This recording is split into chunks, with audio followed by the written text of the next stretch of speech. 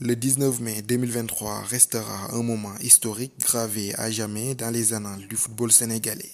Ce soir-là, à Alger, le Sénégal de Serigne Saliou Dia inscrivait pour la première fois de son histoire son nom au palmarès de la Coupe d'Afrique des Nations des moins de 17 ans.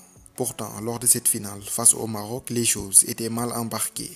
En effet, sur coup de pied arrêté, les Marocains vont prendre l'avantage dès la 17e minute. Et pendant presque toute la seconde période, les Lionceaux vont courir derrière le score malgré une nette domination. Mais à 10 minutes de la fin, ils obtiennent un penalty. Amara Diouf est le tireur attitré, mais c'est Serigne Fallou Diouf qui se chargera d'exécuter la sentence.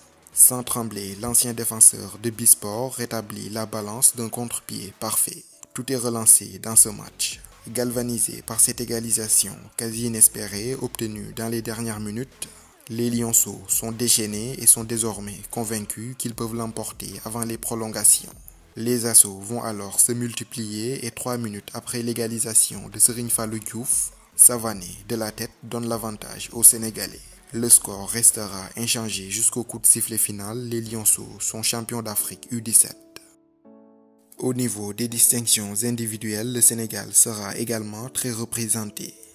À Amara Diouf le prix du meilleur buteur. Son compatriote et partenaire en club Serigne Diouf s'adjugera quant à lui le titre de meilleur gardien. 4 Lionceaux vont également figurer dans l'équipe type de la compétition.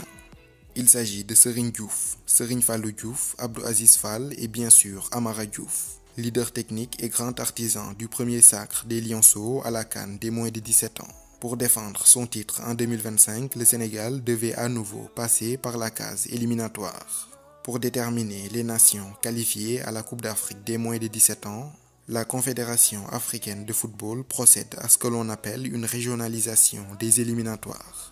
Le concept est simple, les pays voisins se croisent en qualification. Par exemple, les sélections d'Afrique de l'Ouest s'affronteront dans un tournoi où les 3 meilleures équipes vont directement se qualifier. Le même principe est appliqué en Afrique australe, en Afrique de l'Est et les autres zones du continent. Le Sénégal fait partie de la zone UFOA, l'Union des fédérations ouest-africaines, composée de 16 nations affiliées divisées en 2 zones. L'UFOA A, dont figurent le Sénégal, et l'UFOA B. Pays organisateur du tournoi de l'UFOA A U17 en 2024, les Lionceaux ont décroché avec brio leur qualification pour la CAN des moins de 17 ans. Après avoir battu le Mali en finale au tir au but à Diamniadio en novembre dernier. Après 2011, 2019 et 2023, les Lionceaux U17 feront leur 4e apparition à la CAN de la catégorie.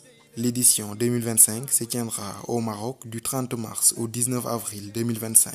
Les poulains de Pape Ibrahima Faye seront logés dans la poule C avec la Gambie, 2 fois vainqueur de l'épreuve, la Tunisie et la Somalie. L'aventure débutera le 1er avril 2025 avec un choc face aux voisins gambiens. Ce sera au stade Ben Mohamed El Abdi, situé dans la ville d'El Jadida, où les Lionceaux vont élire domicile. Le vendredi 4 avril, ils défieront les jeunes aigles de Carthage tunisiens à 17 h, toujours dans cette même ville d'El Jadida. Et enfin, le 7 avril à 19 h, ils boucleront la boucle par la Somalie. Tel un signe du destin, lors de la dernière édition remportée par le Sénégal, les Lionceaux avaient affronté la Somalie lors de l'ultime journée des phases de poule, avec une victoire écrasante des Lions 3-0. Cette CAN U17 servira également d'éliminatoire pour la Coupe du Monde de la catégorie, puisque les demi-finalistes obtiendront directement leur billet pour la compétition.